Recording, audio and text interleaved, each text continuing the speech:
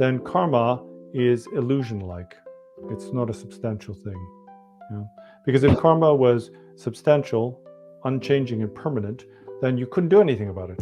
For example, if you had some negative karma, then it would stay, right? Because it's a permanent thing. So what we say is that we've got appearances. They appear on the basis of causes and conditions coming together that forms an appearance. And that appearance itself, ultimately, in the ultimate analysis, is pure. It's neither good nor bad. But in the lower vehicles, or the foundational vehicles, we talk very much about good and bad. So it very much depends on your own view, how you can interpret. And this has a lot to do with somebody's level of meditation. And it's directly related to meditation. As I said before, the Buddha Dharma is called the middle way.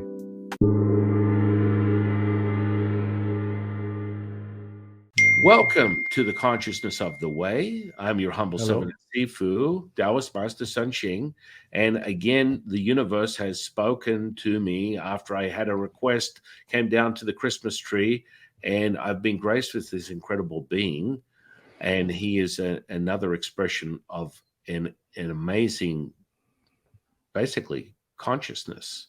I want to welcome to the podcast, Lama Choga. How are you, my friend? Doing well. Thank you very much, San Qing. How are you? I'm really good now. I don't know whether you charge for a minute-by-minute basis, but the resonance that you're transmitting is making me euphoric and very happy and joyful and blissful, and I'm very grateful for you to share it with us today. Well, you need to watch more of my videos, because if you had, then you'd know that I don't charge. Well, you know, if you need any management, I'm more than happy to help you. So, what kind of management? Well, you know, hey, look. You know what I need? I need time management. That's the one I need most. Well, yeah, I'm pretty much I fall victim to the same. Well, you're in the flow, right, San Qing? So it doesn't matter. Yeah, you're in the flow. Time doesn't have any value. Exactly, my friend. So how about you share a little bit with the audience, a little bit of your backstory bringing you to this very moment? Well, that's kind of difficult. But I think mainly the thing was I was a very precocious child when I was young. And I had a lot of questions. And I found that the standard answers didn't satisfy my need or my thirst for understanding and knowledge about why we're here in this cosmos and what is the purpose of life.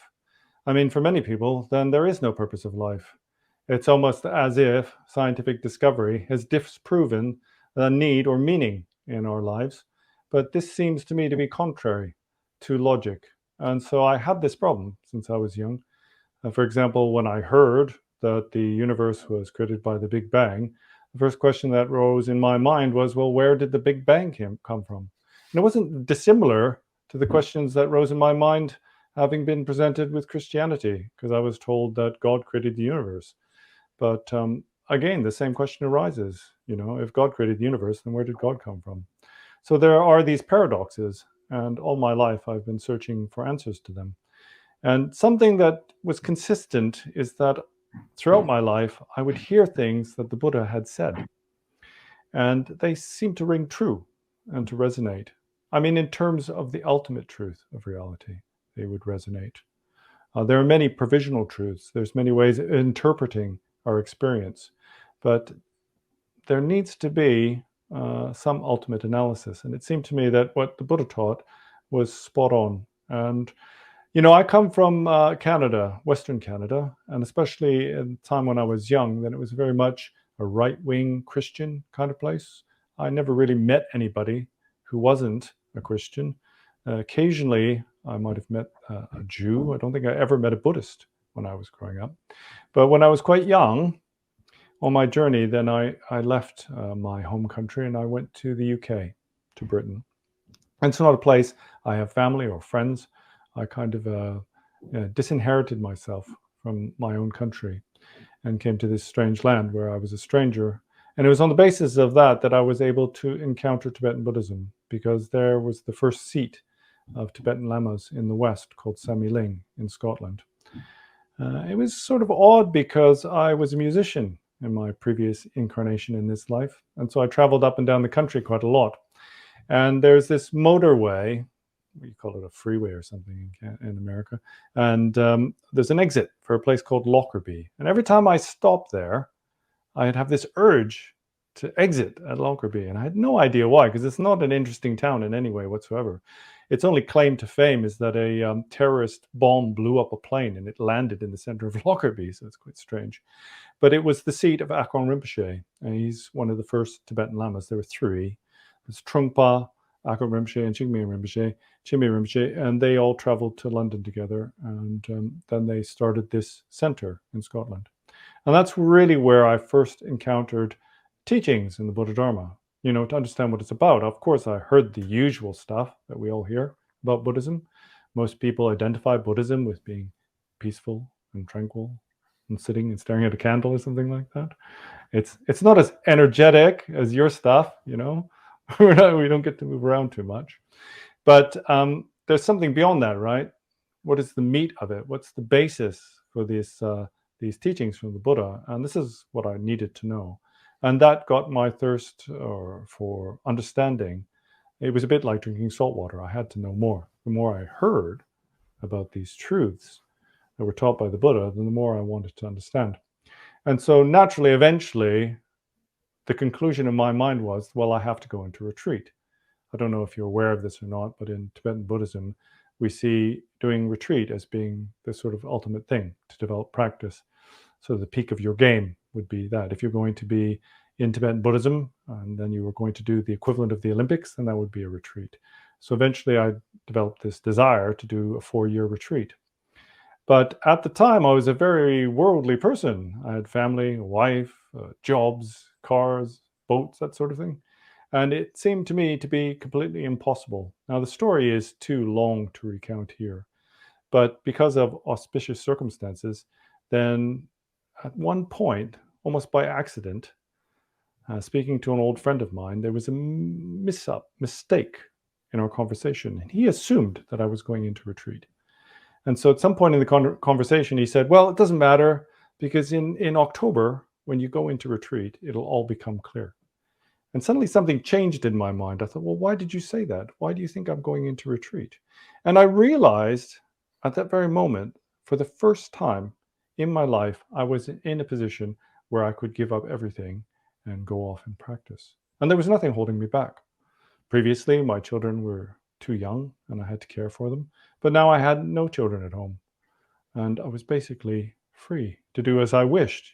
I'd previously been a yoga teacher, but I'd given up all my worldly work. And so things naturally fell into place. I suppose it's about being in the moment and being in the flow. And since then my path has been a spiritual one. After the 4-year retreat, I gained an opportunity to go study in Nepal for 8 years. And so that's been a continuous journey. And because of that, then I met an authentic teacher, a teacher of the Mahamudra, meditation teacher. And I was able to study on a level that is not usually available to Westerners. So I feel very fortunate in that. And that's brought me here, basically. I'll tell you what, a year and a half ago, my parents, they're getting old, and my mother fell ill. And so I had to leave the monastery, kind of in an emergency, and come back to Canada. And so how I got here, sitting talking to you on this podcast, is I was brought back to Canada. I realized I would have to stay here because there's nobody else to look after them. And so I thought, well, I need to be able to use some of the stuff I've learned in some way to benefit people in the Buddha Dharma. And one of the things that popped in mind was that I might start a YouTube channel. Because I could share a lot of things, right? And I could just do it at home, right? I look after my parents, and then when I've got some time, like right now, I can make a quick video and share some of the things I've learned. And that's basically what's brought me here to talk to you, Sanjay. Wow. I mean, it's really amazing because I want the audience to understand, because I interact with a lot of people that come from different spaces, whether they're fathers of Christianity, of Catholicism, Judaism. I'll speak to anyone, because there is no right or wrong way up the mountain, in my opinion. There is always, the second you dismiss someone else's belief system, you dismiss your own. Of course. So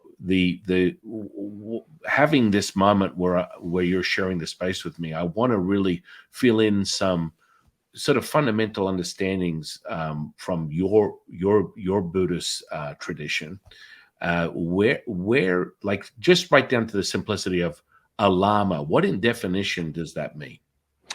Well, Lama means no higher. So it's a kind of honorific term. And really, it's the translation of the term guru from the Indian tradition. And so we have three vehicles in the Buddha Dharma. We've got the Hinayana, Mahayana, and we've got the Vajrayana. Now, the Hinayana is associated with the Theravadan tradition. And so there are monks who wear yellow robes. They're almost naked, right? And they're like Sri Lanka and Burma, that sort of thing. They don't use this term. It's kind of specific. This term Lama is specific to the third vehicle, which is Vajrayana. So this is the Tantric Buddhist tradition. And because it's associated with the Indian Tantra tradition, where they highly value the position of a guru, then the Tibetans translated this term to be Lama. You could say it kind of means highest mother, possibly you could translate it that, or the highest one, or no higher. And it's an honorific term. And again, it's specific to Tibetan Buddhism and the Vajrayana, because in Chinese Buddhism and in Theravadan Buddhism, they don't hold this kind of high position for a guru. They talk more about spiritual friends, that sort of thing, mentors, that sort of thing. No, that's really, really powerful sharing that, because it's a question that I do come up with. I have a dear friend of mine who's was a Buddhist monk. He's since retired, but his main purpose within his own journey was observing what he calls the dukkha, which is basically any distortion. Suffering. And that really, his distortion and observation of that was his true. He wasn't interested in all the frills and the bells and whistles of anything. That was his embodiment of his own journey. I found it really interesting because, everyone sort of is driven by something that resonates, that makes it possible for them to follow the path they're on. And so, he never mentioned the title of Lama, but that would be because that's a different Buddhist tradition. Yeah, this is heavily associated with the Four Truths, the notion of dukkha, but it is also a principle in the Mahayana, because we talk about the middle way that is free of the extremes. And there's two, there's dukkha and sukha. And sukha is this word we get the word sugar from, means bliss. So there's suffering and there's bliss. And you could say there's the mundane world, or samsara, and there's nirvana, which is transcendence. So everything is about this kind of, you could say, duality. And you can talk about things from either perspective. So there's the theory of samsara, and there's the theory of nirvana. And these are associated with the experiences of suffering and the experiences of bliss. And on one hand, experiences of suffering are when we're trapped in the mundane world. And that's where we have this mistaken me identification. And when we have transcendence, or with the experience of peace, that's what we call liberation or awakening. And that's associated with transcendence. And this is embodied within the Four Noble Truths, which are specific to the Theravadan tradition, but it's also fundamental in our Tibetan Buddhism as well.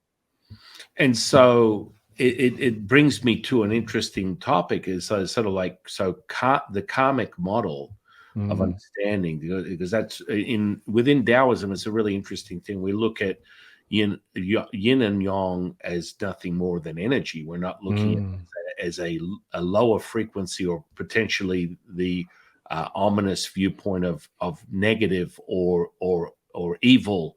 No, it's a yin energy. It's a very powerful energy. It doesn't have to represent the viewpoint of the individual. Obviously, the observer or the participant in the ego state, the personality, we call it.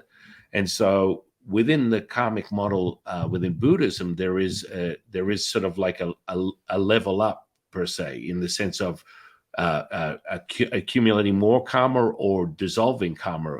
Could you elaborate on that? So first, whenever we approach any topic in the Buddha Dharma, then we have to look at it from the perspective of our view. And it's because from the perspective of our view, there will be different interpretations. Now, on the ultimate level of interpretation, then it's, as you said in the Tao Jia, it's that there is ultimately no good or bad. In fact, the Vajrayana teaching is that there's only purity, there's no good or bad. But in the lower levels of the Buddha Dharma, or we could say the foundational levels, then we talk very much about virtue and non-virtue. So they seem to be contradictory. Now, I was wondering how they approach virtue in the Daojiao. It's something that came to mind when we started talking. Do they have a strong notion of morality and virtue?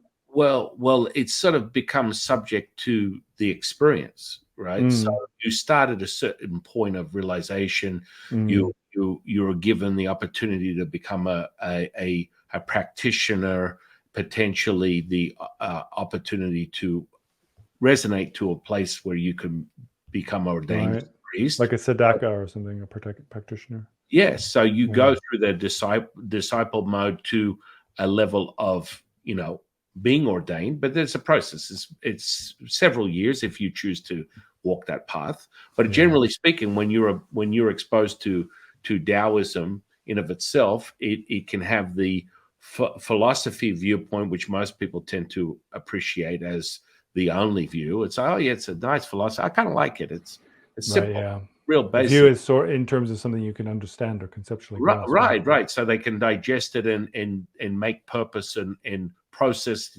the very notion of what it means to them. Generally speaking, most people really don't fundamentally get that to that level when they just read it in passing as a coffee table book. Say, for example, something as simple as the Tao Te Ching. They'll just be, oh yeah, well, that was cute. I think it's 30 minutes. It was kind of fun. And so, it's kind of lost in that sense. But the virtue in of itself is something that arises from when we go into the internal alchemy. So all infrastructure of Taoist alchemy was seeded by the Yellow Emperor thousands of years ago, and it's sort of transmuted into a much more deeper cultivation, moreover a representation of Chinese medicine as you know it now. But he had a pursuit when he was originally downloaded that information from the universe was to understand that he wants to live forever. So the immortality like subject was there, and he was looking to find whatever is necessary through his relationship with the universe and understanding how he can store and revitalize what we call the Jing, the constant, the essence of the physical body, and nurture it so that it can extend his experience. And so the virtue comes from delivering and identifying the emotional content, which is stored within the physical tissue that comes from your experience. So then it gets stored in, and then of course through your own cultivational practices, i.e., you could go to a practitioner who's a Chinese medicine doctor. They can open up the energetic components of the channels, which people say there's only 12, but there's actually way more than 12. But for today, we'll say there's 12. But then they reference that. Yeah, we say there's 21,000, or right, there you go. There really is no limit. But not that I've discovered, but we always stay within a numerical cycle of 9. A lot of people get delusional when they start going off on certain things, like, for example, referencing the I Ching, which is a variable, but it's not staying within that most powerful number. And so when you use those trigrams and using hexagrams and things of that nature, it's not within the Taoist model ultimately, because we stay within 9 as the highest point. And so that would reference the creation of life. Yeah. And people go, wow, I never thought about it like that. And you are able to create life within this 9-month cycle. And it's the most powerful realization of all things, which can reference right back to this concept or theory of perhaps the Big Bang, which is, in my opinion, there's a big question mark on that one. So the reason why I ask is because in the Buddha Dharma, then we have to present it from the perspective of your understanding. And really, it's on the basis of your level of clinging. So on the very coarse outer level, when we talk about karma as being infallible, it's some kind of like mechanism by which our world appears to us. So what we say is that karma, our shared karma and our previous karma, shapes the external world. And then there are what are called the 3 turnings of the wheel of Dharma. This is a big topic, but the Buddha taught 3 times, and he taught 3 times in accordance with the dispositions of different beings. So in the initial analysis, they talk about karma as being infallible. It's an infallible kind of action or a kind of property that transpires from life to life. And in the ultimate analysis, then karma is seen to be fallible. So in general, we talk in terms of the truths in Buddhism. So as I said before, there's the four truths, right? But there's also the two truths, and that is provisional and ultimate. Now, provisional means temporary. It's also, the real translation should be leading truth. It's kind of lies you have to tell people in order for them to understand the ultimate meaning. So there's this ultimate meaning, which is inexpressible by words, and then there's this provisional truth. So in terms, ultimately, then karma is illusion-like. It's not a substantial thing. You know? Because if karma was substantial, unchanging, and permanent, then you couldn't do anything about it. For example, if you had some negative karma, then it would stay, right? Because it's a permanent thing. So what we say is that we've got appearances. They appear on the basis of causes and conditions coming together that forms an appearance. And that appearance itself, ultimately, in the ultimate analysis, is pure. It's neither good nor bad. But in the lower vehicles or the foundational vehicles, we talk very much about good and bad. So it very much depends on your own view, how you can interpret. And this has a lot to do with somebody's level of meditation. And it's directly related to meditation. As I said before, the Buddha Dharma is called the middle way, right? So what's middle way? My brother often uses this term, and he means don't be too extreme in either direction. Well, in the foundational vehicles, it's the middle way of conduct. So it's don't go too far to, self-mortification. Don't go crazy on your yoga. Take it easy, but also don't fall to the side of opulence and get distracted by worldly pleasures. That's in the outer interpretation, right?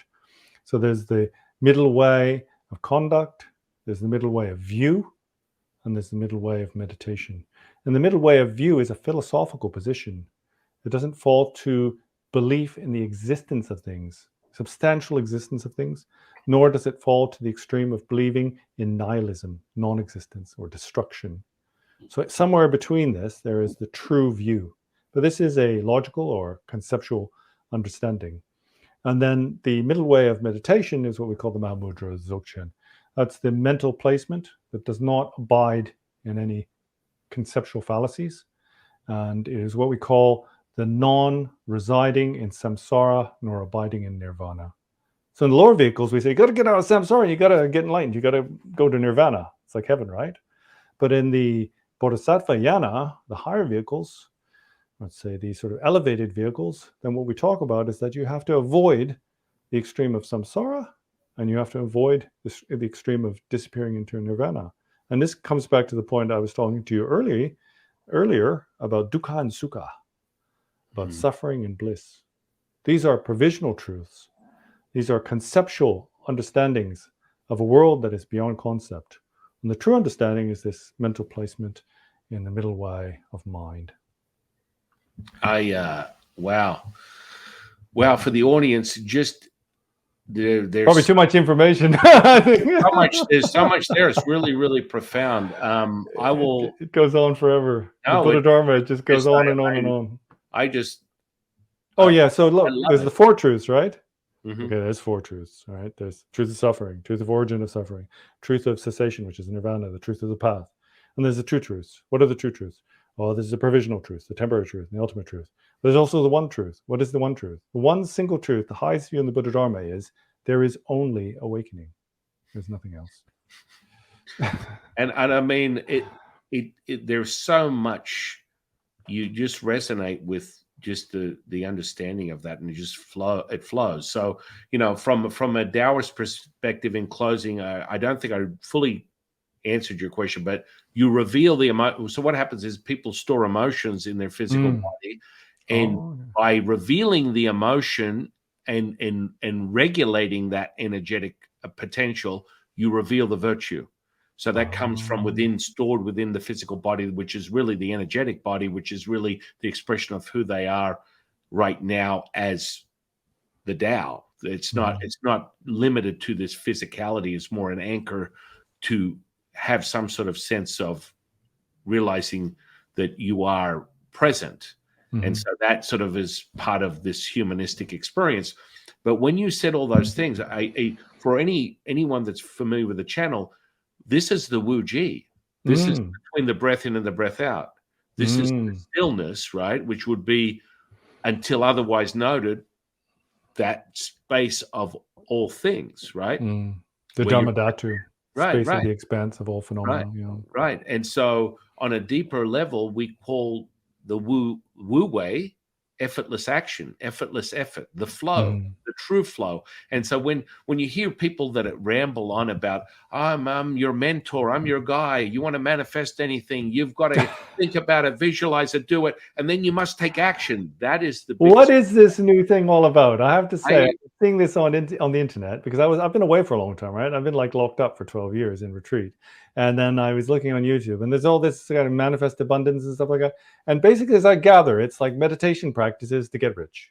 It's like sit there in meditation, go, well, lots of money coming my way, a house, a boat, a car, and that sort of thing. It just seems to be completely the opposite of spiritual practice. It's just materialism, 100%. 1000%, and it ends in materialism. So the game, it ends in disappointment. What I don't understand is, right, okay, there's these people, they're selling you abundance, right? So they say, okay, you give me $600 a year and I'll teach you how to manifest abundance, and I'll give you the app as well. And then I'm thinking, well, okay, they're a master, like you're a master of Tai Chi, right? So they're a master of abundance. That means they can create wealth, effortlessly just by their practice. So what the hell do they need my money for, right? And if they're a good person, if they're a spiritual being, then they would want to do whatever they can, right, for somebody else out of generosity. So why just give it for free? That doesn't make sense, right? Because they don't need money, right? If you're a master of manifestation of abundance, then you can just go, bing, gold, platinum, diamonds, motor cars. What do they need money from me for? It's crazy.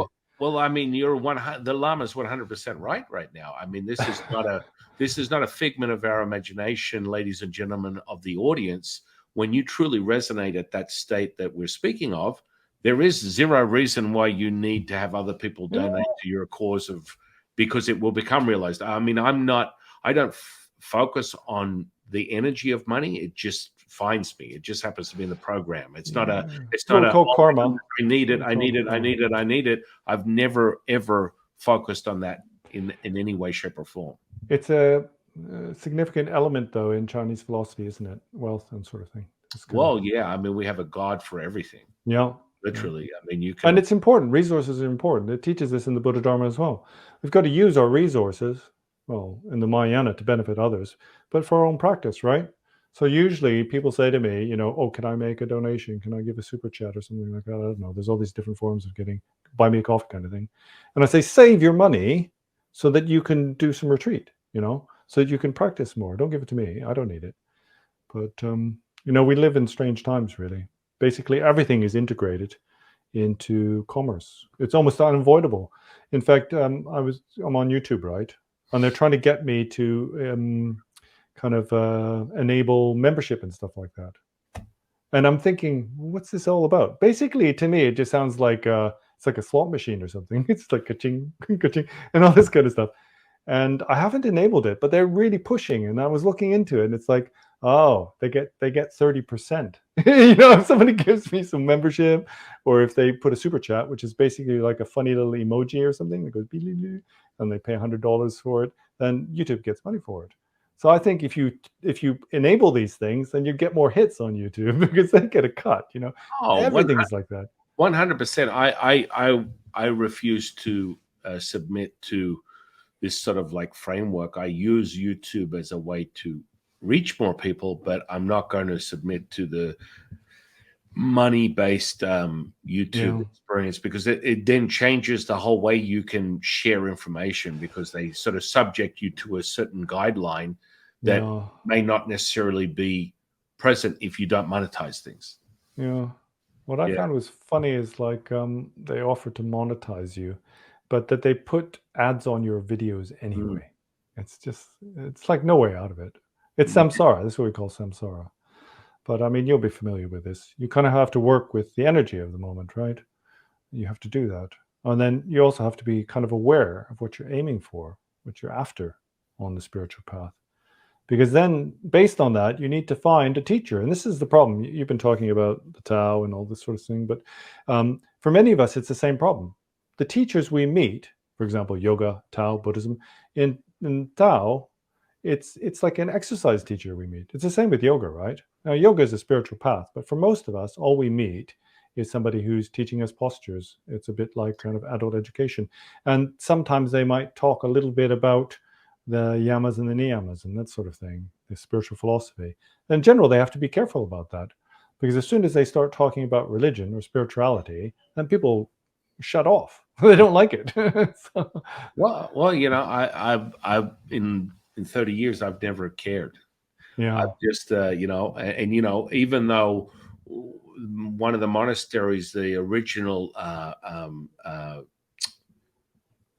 master that created that monastery was a very well-renowned exorcist. So part Oh. of the rituals that I perform are exorcisms. That's not Mm. really a big deal. Within a spiritual understanding, you need to understand these are much greater distortions or dukkha that comes from the very individual's experience. So I always remind people, if you're being challenged by something that you perceive as a low frequency, you want to define it as something ominous or evil or demonic, Dissonant. Yeah. then it comes in the framework of you have created this very relationship. You know, And that's very interesting, because it's the same in the Buddha Dharma. right. Initially, we talk a lot about ghosts, and they also have exorcisms and things like that. But again, in the ultimate analysis, then these demonic forces and hardships are projections of our own negativity. And that I mean, as I was saying before, there's different levels of view in the Buddha Dharma. And the first two levels of the view are about taking external objects as being somehow real and existent. So there's this mind body division, you know, this sort of body and spirit division. And the mind is made out of substantial or quantum time moment particles, consciousness. And the external objects are made out of quantum sort of matter. But in the mind only school, which is a Chinese Buddhism and higher, then they see the external world to be non-real, non-existent. It's just a projection of our own karmic imprints. But then when it gets to the Madhyamaka, the middle way school, it gets even more complicated. Well, really, it's not more complicated. It's called utter simplicity, but it involves no clinging to the reality or the unreality of phenomena. Yeah, I mean, you tune, you know, the basic level of a Taoist realization is matter, qi, shen, wuji, and then the Tao. So, you know, it kind of like it starts to filter up to a level Kind of, that you can start to feel the resonance as you acquire a greater viewpoint of your reality. And, you know, you can move in and out. I mean, part of the mastery of the internal alchemy is being able to move in and out of what some people might consider dimensions at will. And that's part of projecting, or what we would consider within the English language a soul projection. And within that, then the mastery of the magic really gets deep. It can get Can I ask you, do you believe in the existence of a soul in the Tao? Absolutely, yeah. So how is that defined? Well, in relation to what it would be is the direct connection as embodied as all things, the Tao. Oh, I see. So is that like a universal soul? Because Yeah. in the Hindu tradition, they've got the Atman and the Brahman, right? So there's the soul of the individual, and then there's this universal or God-like soul, you could say, universal consciousness. And there is some kind of a conceptual division between that. And there's a difference between the dual and non-dual yogas. So in the Tao Jiao, is this soul just the Tao? Or does the individual possess a soul? The individual is just their personality, the sum of their life experiences, subject to a duality. Right. And so your true understanding and knowing of the present moment is the Tao, the mother of all things. And so we can all express that as one, but that moment is now. And so that's where people find it a little perplexing. But when you get deeper into the subtleties of these different fields of awareness and you resonate, it can be very much like moving the gears within driving a vehicle. You can move into these spaces and what happens is the longer you resonate there, it becomes a polarizing effect on your personality. And so all of a sudden your personality, you're always in bliss, you're always happy, you're always in that state, and you're more what people would call the shadows of their personality, lower frequency, it just fades away.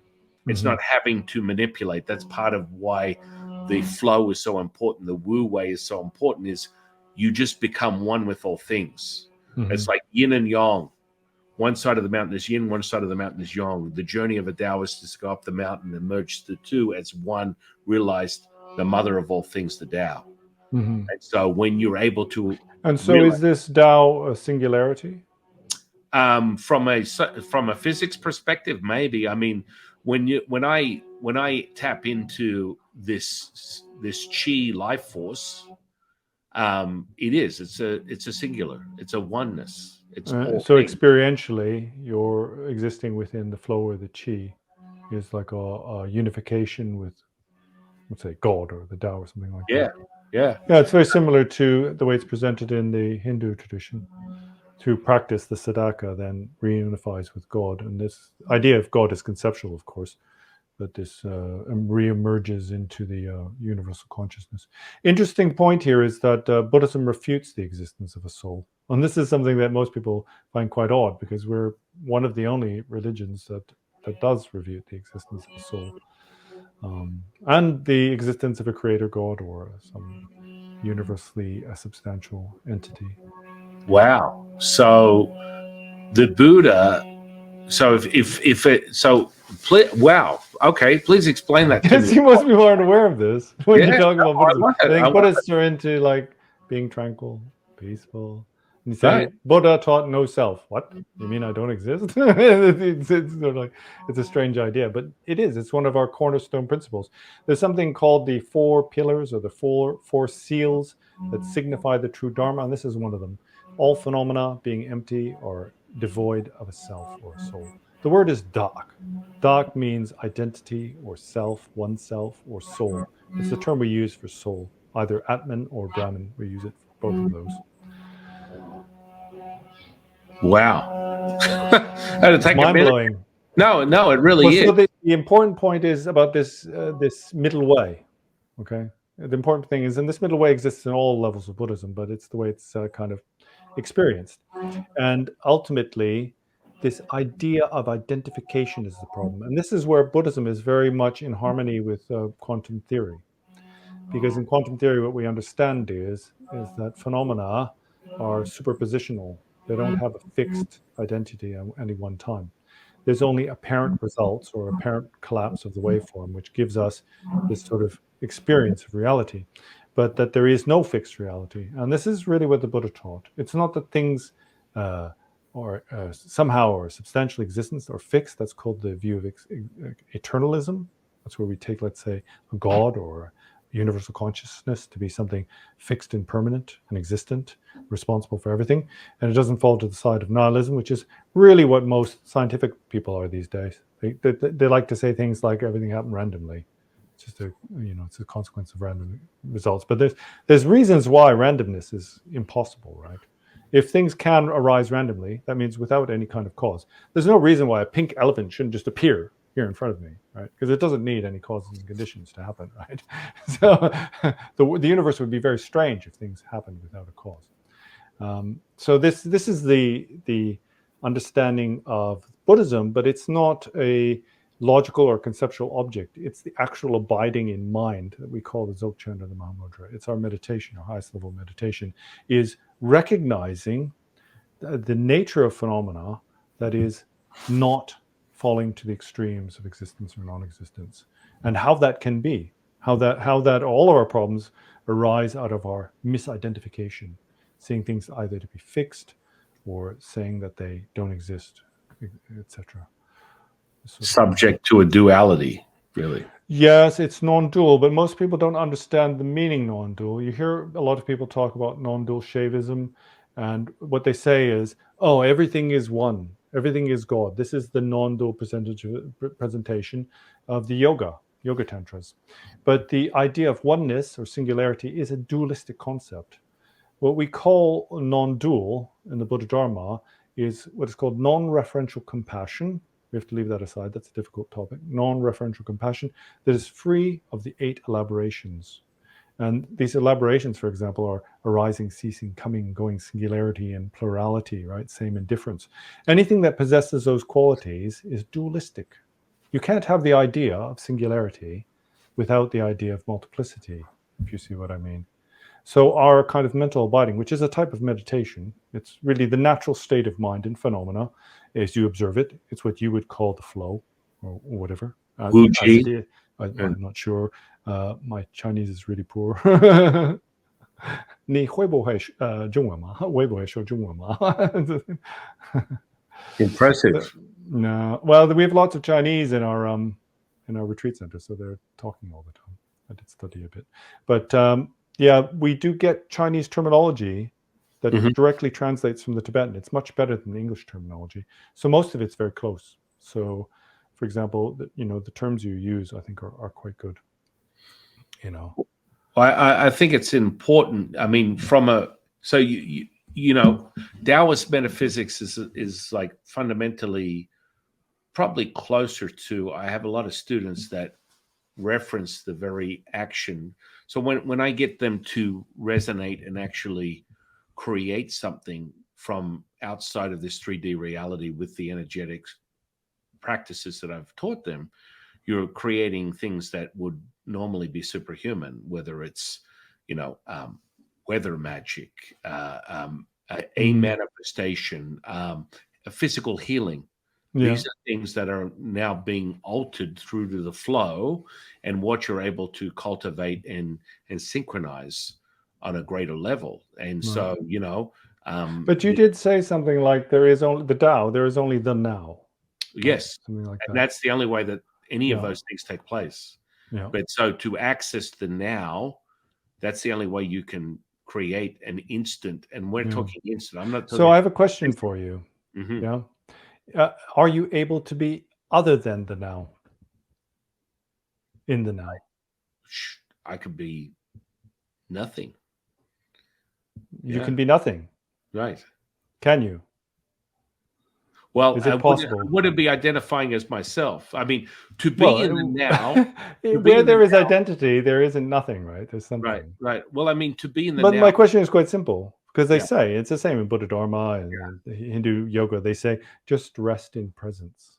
Just rest in the present moment. So my question is, do you have a time machine? Are you able to be anywhere else but the present moment? Can you remove yourself from this moment and travel to a future time and not be here? And even if you travel to that future time, will that not be the present for you? That's an interesting question, because I mean, within the fundamentals of Nigong, that's what you do. You operate in multi-dimensions. Mm-hmm. So if you're operating in another dimension, yes, is that now to you, or is that the future to you?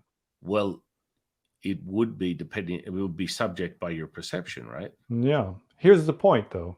Einstein proved that there is no synchronous time. This is why I say Buddha Dharma is very compatible with modern science, because Einstein showed us very clearly through relativity that the idea of a synchronous moment, like the now, conceptually, is a fallacy, and that all nows or presents are relative to the observer. And this is very much what it talks about in the Buddha Dharma. So if I travel to a future time, to me, that's still now, right? And if I think about yesterday, I'm still thinking about yesterday now. I'm not actually yesterday, right? I'm not actually in yesterday. I'm only in the now. And this is the reason why I bring this up, is because it's a fundamental point for coming to realize the essence of these higher levels of Tibetan Buddhist meditation, understanding what presence is, what now is, and how that is accessed. And for somebody who understands that, right, what they've done is they've removed conceptual fallacies. And it's these conceptual fallacies that stop us from engaging with presence or engaging with the ultimate reality, as it's taught in the Buddha Dharma anyway. I mean, it removes place, person, and thing. So for me to materialize and witness a physical healing where the flesh transmutes back to a default, which is basically how I'm able to perform any of the things that we cast within magic, takes no title, no place, person, or thing. I'm not San Qing. I'm not the camera. I'm just now. And there is a fundamental construct that you are transmuting, and it comes in all different forms, that is visceral, kinesthetic. You are registering it. As much as we talk about consciousness, this physical anchor that we use to identify as the humanistic expression of who we are is a register of that very moment. So when I teach people how to soul project, or what one might commonly call astral project, or out-of-body experience of things of this nature, you are going inside, you're not going outside. And so there's a Hollywood sort of like viewpoint of that, where I will only experience it when I roll out of my body and I look back and my body's lying in. That's very, I don't want to break anyone's hearts, but it's very infantile and progression wise. It's necessary to start there, but generally speaking, this is sort of like the jump off point, and it's only as we talk about now, right? So you're talking about referencing physics, quantum physics. And I find it interesting because I can reference this because within Taoism, we have a specific internal alchemy practice where you're activating the middle dantian. And so what do you do with that? This one practice is witnessing the death of a star, the rising of the red phoenix, which then reveals black hole energy. And people are like, what are you talking about? Now, the funny part about this is I've been teaching this to students for decades. This has been around in Taoist practices, internal alchemy practice for thousands. I'm going to say hundreds of thousands of years, because people are like, that's ridiculous. The timeline's not true. I had a historian chasing the very origins of humanity that on paper can go back to 1 million years. Wow. Through his own research and realization, and in this same physical form. So I'm not limited by what someone's able to put on paper anymore. I'm past that. And intuitively, I think you and I could probably collectively agree that that's just not the case. There's something greater out there. But what happens is within quantum physics, there's a theory out there right now called the unified field, where we're talking about 0 point energy, right? Which is a scalar wave, which is not measured by the electromagnetism that's constructed within a 3D reality. So in construct, the scalar wave, the super glue of this whole theory behind quantum physics, is the entanglement. Now, what is the super glue for the entanglement? And they've come to this realization is black hole energy. And now, really, within it, you have the universe inside you, if you understand that as a premise of your belief system individually. This is the construct. All is one, one is all. And in some way, shape, or form, whether it's what you believe or I believe, we kind of come to this consensus to some degree that there's some type of realization there where everything is as one, which would be back to the physics model, right? So the quantum physics model of the entanglement. Now, what I find really interesting, teaching this accessing this, what we call a scalar wave, which is basically chi, life force energy, prana. It cannot be measured by electromagnetic tool of any kind within this 3D reality. And you find that when you go out, that once you hit space-time and you hit the lip of a black hole, the event horizon of a black hole, all of a sudden the wave of energy is in a whole different level, which is where they talk about the scalar wave. Now, these are all just theories, but within Taoism, we've been practicing these internal alchemy practices. And I have one of my students who's got a PhD, who does a lot of bunch of research for whatever. And he got a research paper having to research what's in the nucleus of a cell. And he came back to me and goes, Jifu, you're not going to believe what I found inside the nucleus of a cell. I'm like, please tell me. Black hole energy. And I was like, really? That's so strange. I mean, what are the chances of that? What are the chances that you could discover something so obscure, yet you fundamentally, intuitively known this, practice this, use this frequency, this resonance in your very cultivational practices to create physical healings, to create awareness. And, it starts from that seed of that emotional content within Taoism. We want to nurture this physical vehicle for an extended period of time. And it is definitely seeded from the Yellow Emperor's curiosity to want to be immortalized. And so he delved deep into in the energetics and the internal alchemy practices. And he had a sort of a variable sort of like reputation over time that could be a little bit questioned, because he started to practice, cultivational practices of drawing energy from all sources. And unfortunately, some people may have laid prey to him physically drawing energy from your body. Now, that's not a great thing. I'm not going to promote that, but he had a reputation of doing that. And when I fall in any sort of like conference or communication with him, he was aware of these very, behaviors. Now, that led seed to the energetic alchemy, and that is a fundamental Chinese medicine sort of principle, which is Qigong, which is more a modern term to describe a deeper understanding of the energetic practices from a Nigong perspective within Taoism. But, most people are familiar with Qigong. So the four pillars of Chinese medicine are Qigong, herbology, acupuncture, and then massage. But everyone always falls away from all of it and returns back to the energetics because it's the most powerful. So I'm really interested when you reference that from the Buddhist teachings that you are sharing with the world. They reference this understanding of potential almost identical in relation to a quantum physics model from what I'm hearing. Or would you believe that that's closer to what we have to understand is quantum physics is a theory, right? And in general, I see it to be a mistake when spiritual traditions and spiritual leaders try to appropriate scientific discovery for their own needs. For example, I heard one Buddhist teacher who basically was saying that the Buddha invented string theory. Now, the problem with this is that at some point, string theory, well, he was actually quite learned. But the problem is that at some point, string theory will be superseded by something else, and it will be shown to be false. So it's kind of like risky to say, the Buddha invented quantum theory. From my own perspective, then the findings of quantum science point to a reality that was spoken about by Lao Tzu and the Buddha and the masters of the past.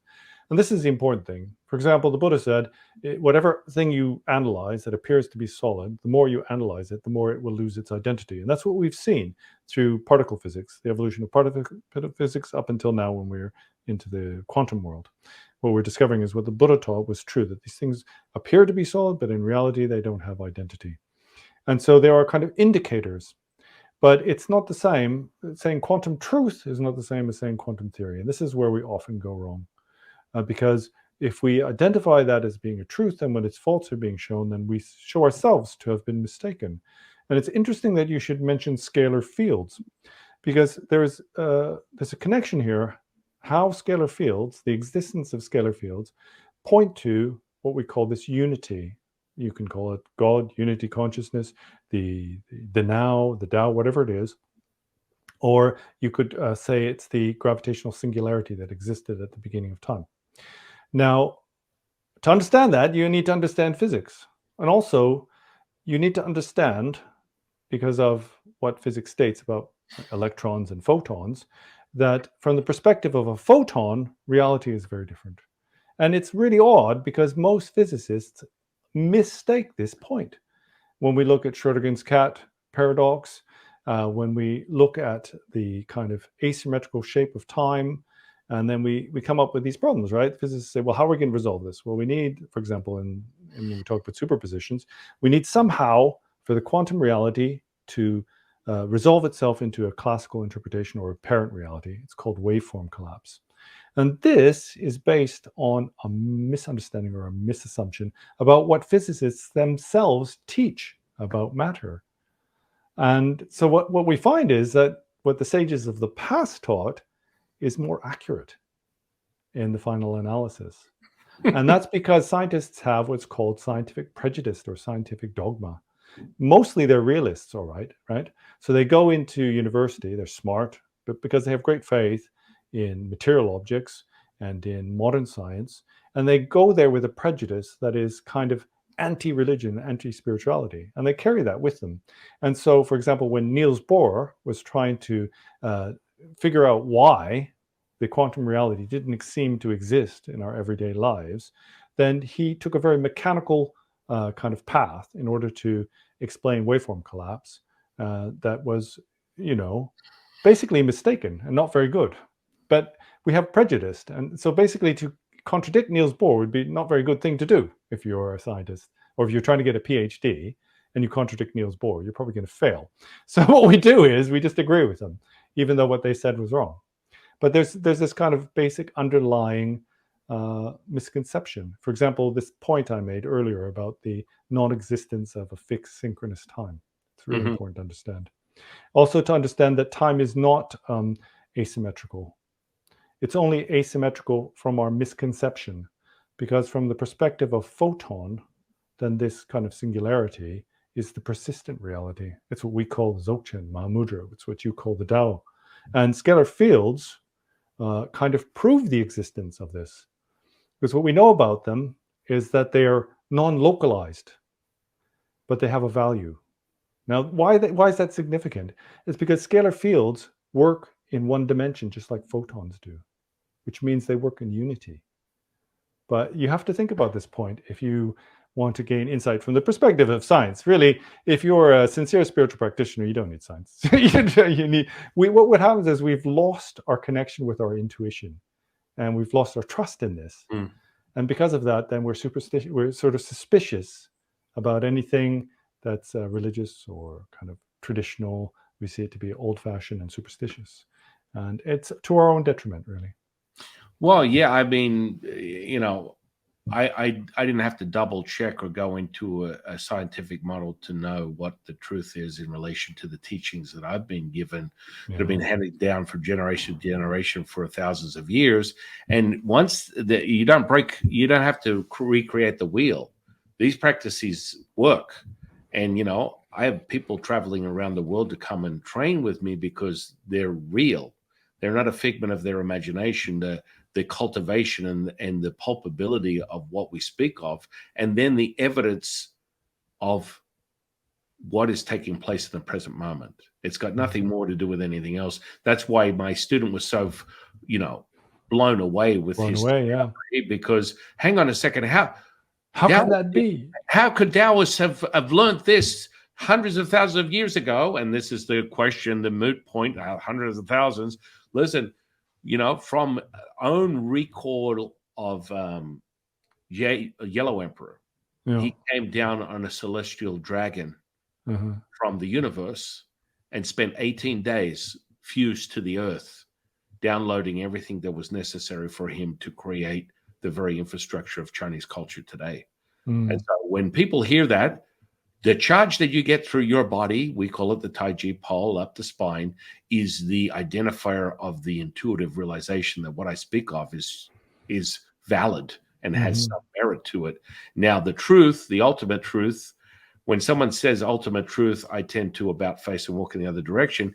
It's what you are able to experience and to be your truth. I always tell people your truth is the only truth you need to be concerned with. And people are like, whoa, hang on a second. But that comes through the journey of realization within your own experience, because it means nothing if you listen to the Lama, you listen to myself. If we're speaking on things and it's nothing more than words and concepts, that's where it will start and end. It will remain there until you're able to validate it for yourself in your own experience. Like there isn't a single person that I've exposed to the Tao Te Ching that has not been blown away by the very visceral experience that takes place when they read it.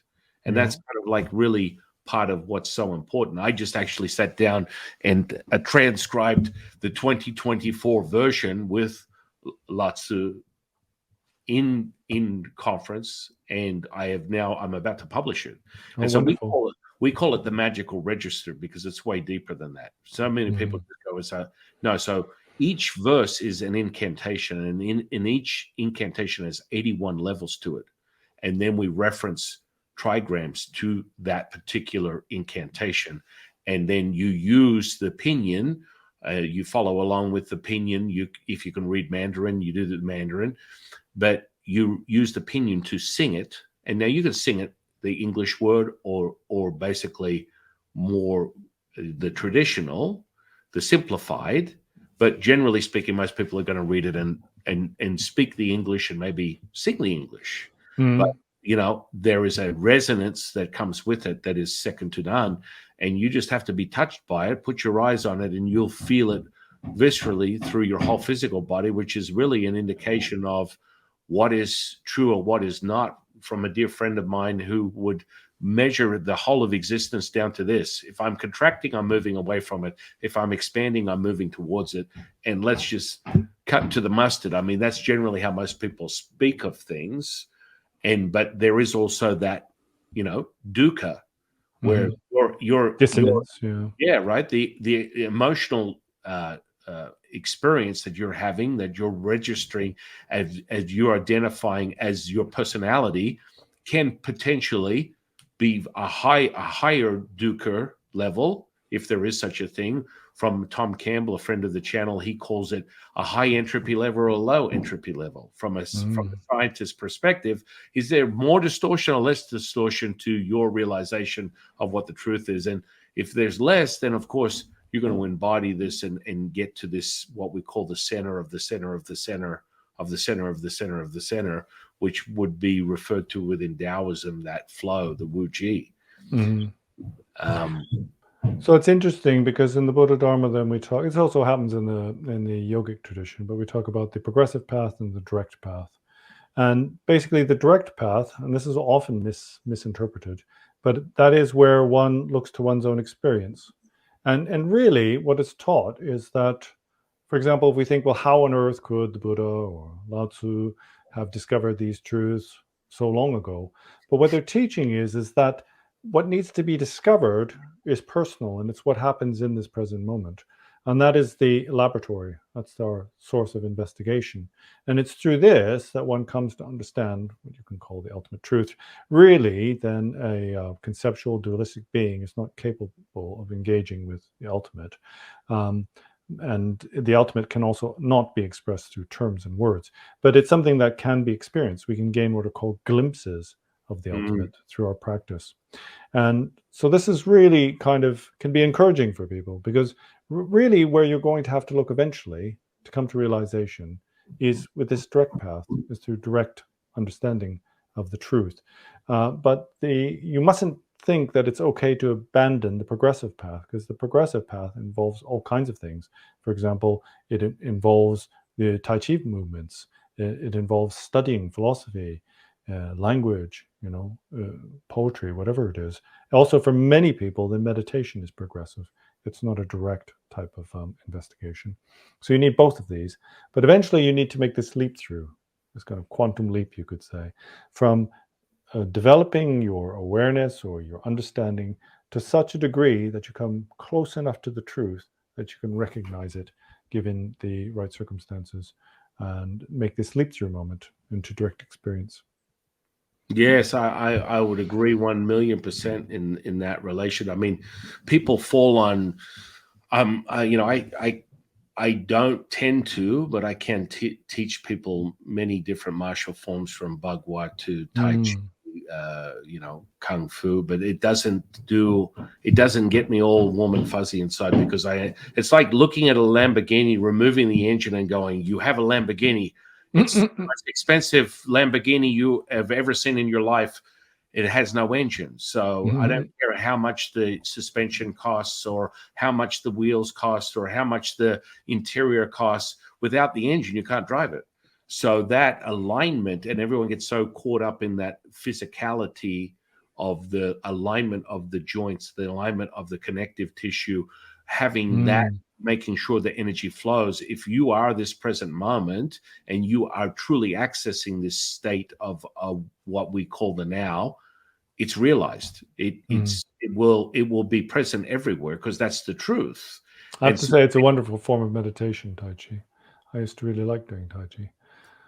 But you have to have the engine. Yeah. You're also attuned. You're attuning your. Well, if you're not aware, if you're doing all the motions perfectly well, but you're thinking about what you're going to do at work the next day, it's not going to help you, is it? It's the same with yoga, and that's what happens. Most people come to yoga and it just becomes purely physical. It loses all its sort of spiritual context, but it is very much a spiritual engagement. I do value and appreciate your time. So I know it's coming to an end. And thank you very I'm much. very, very grateful for you sharing today. And I want to invite you now back on the channel. And I'm Sure, yeah. seeing you. Yeah, I'd be very happy. I enjoy our conversation. And there's lots more we need to talk about. Yes, 1,000%, because you're just enriching people's understanding of the deeper nature of what it is that you speak of, because people have a very superficial idea, a Hollywood idea of the path that you've chosen in this incarnation. What you are doing right now is, well, in some ways, there's a lot of much easier paths to take than the Buddhist path. I mean, when it comes to just sitting in the morning doing a bit of meditation, that's not that difficult. But if you really get into it, Buddhism is looking for the ultimate analysis of the truth of reality. But that isn't necessarily what people need, to be honest. You don't need to realize the ultimate truth that is transcendence from the mundane world if you merely want some well-being and happiness. Even if you want rebirth in heavenly realms, you don't need the truth of the Buddha Dharma. It's only those who want off the wheel of time and want to find final emancipation.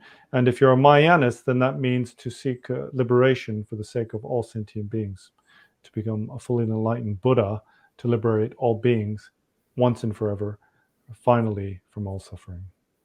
right. But seeking the suffering is very much a driving force. Yeah. We're addicted to samsara. We like it. Most people don't want to give up on it. We have too much fun.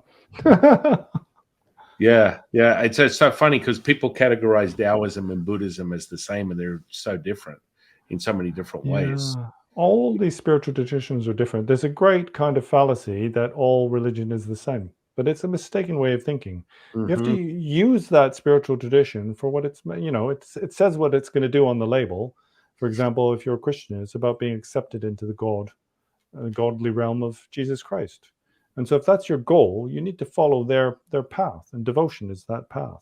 But if you want to transcend all the realms of reality, and that includes the divine realms, then you need something else.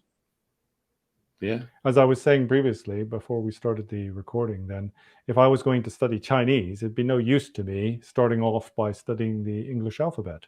And that's very much the way it is for many people when they engage on the spiritual path. They sort of, they start studying Buddhism because they want to experience the bliss of Brahma. And it's just like, it's the exact opposite kind of thing, right? I mean, you need to feel it, like intuitively. What I represent physically is not who I am, and my complete affinity to, just the understanding of the native path of the culture itself is so powerful to me that even looking at the simplicity of any sort of Mandarin in of itself, it just has me oscillating. Whereas most people are like, I'm not that. It doesn't excite me at all. Whereas one character can take me to another dimension instantly, because that's just how I am. The Chinese language is sublimely beautiful. Oh, it's beautiful. It's absolutely beautiful, and people don't understand. And perfect for expressing spirituality. Very much better than English. Oh, much so. English is the bastard child you just don't want to put in the corner of the room. It's sort of a bit of this, a bit of that. It's great for poetry and worldly things. Again, I want to. But there's so many levels to the Chinese language. Oh, nothing is as it seems, which is this pretty internet's much breaking up. Taoism.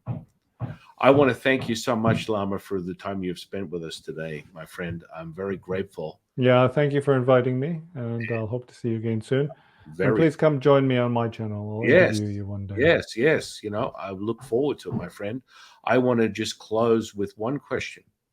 What is your definition of consciousness? Yeah, so this is not a small question. And the problem is that our definitions are almost opposite. So, for example, when they talk about science, when they talk about what we call mind, they talk about consciousness. And in the Hindu tradition, they talk about, universal consciousness as being the ultimate thing. And we talk about mind. And so we see consciousness to be a property of mind. In that consciousness is the objects that arise to mind from the various sense organs and also mental consciousness. So in general, there are 6. This is in the Buddha Dharma. And so there is no such thing as if you look at it logically, as a consciousness that arises without an object of consciousness, whether that be, sight, smells, taste, etc., or mental consciousness in terms of the Buddha Dharma. So it's almost as if it's reversed. In Hinduism, then the consciousness is like the ultimate thing. But in Buddhism, then consciousness is a much lower grade of intellectual kind of capacity. So ultimately, then if you talk about Buddha Dharma, then we see Rigpa, this is kind of naked awareness, as being the ultimate thing. And then it's very easy to identify that with what is taught in other traditions. But again, it comes down to this principal point. Does your understanding of awareness fall to the extremes of existence or nihilism? And if it does, it's not the Buddhist understanding. So there is this present moment of awareness, and it is what is called sublime purity, sublime self, sublime permanence, etc. These are normally qualities that are rejected in the Buddha Dharma, but we use them when we apply to the Dharmakaya. And the Dharmakaya is this embodiment of the ultimate truth. It's also called ultimate bodhicitta. Bodhicitta is loving kindness, compassion. There's 2. There's relative and there's ultimate. So the Mahamudra, the Dzogchen, this naked awareness, all of it is pointing to the same thing. And it is this this kind of state that is beyond the 2 extremes, the middle way of mind and meditation. And it is non-referential compassion, free of the 8 elaborations, free of arising, ceasing, coming and going, singularity and plurality, sameness and difference. If you've got that, then that is what we call the Mahamudra, or the Great Seal. That's what we're aiming for ultimately in Buddha Dharma. But it's the Buddha Dharma associated with the 3rd turning of the wheel of Dharma, Vajrayana. In the Sutrayana, which is the vehicle that is presented in China and Vietnam and Korea and that sort of place, then what we're talking about is Buddha nature. Buddha nature is the unborn in the Japanese tradition. It's called unborn. Realizing the unborn is called Kensho. But there are some differences between that and the Mahamudra. But again, it's a huge topic. Anything you get into in the Buddha Dharma, it just gets more and more complicated.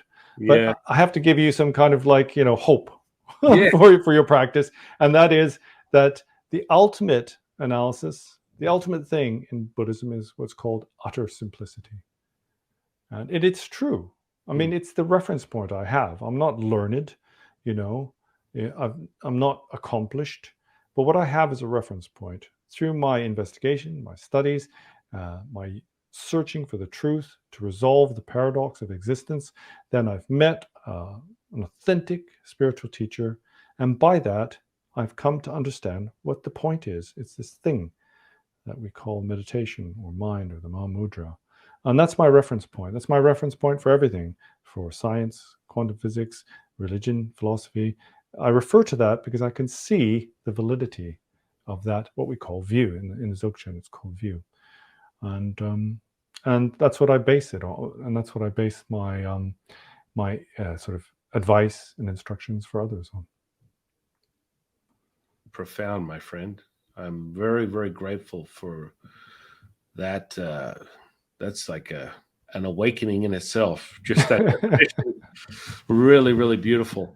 I will say in closing, I'm going to put all your social media under this podcast. Sure, great. Yeah. Find you. I want the audience to come and find you and reach out. Yeah, so basically I've got a YouTube channel, and then I've got a few kind of like Telegram and Instagram, those sort of things. And I use those to give one-to-one instructions for my students or to messages. Which is where I was going with that. You're a mind reader, I think. Again, Lama, I want to thank you, my friend, for sharing your time today. Yeah, and thank you for having me. And I want to thank Buddha. I want to thank the Tao. I want to thank the universe for bringing you into my life. And I want to thank the audience for sharing their time with me today. And I am your humble servant and Sifu, Taoist Master San Qing. And I'll see you in the next one, guys. See you later. Bye.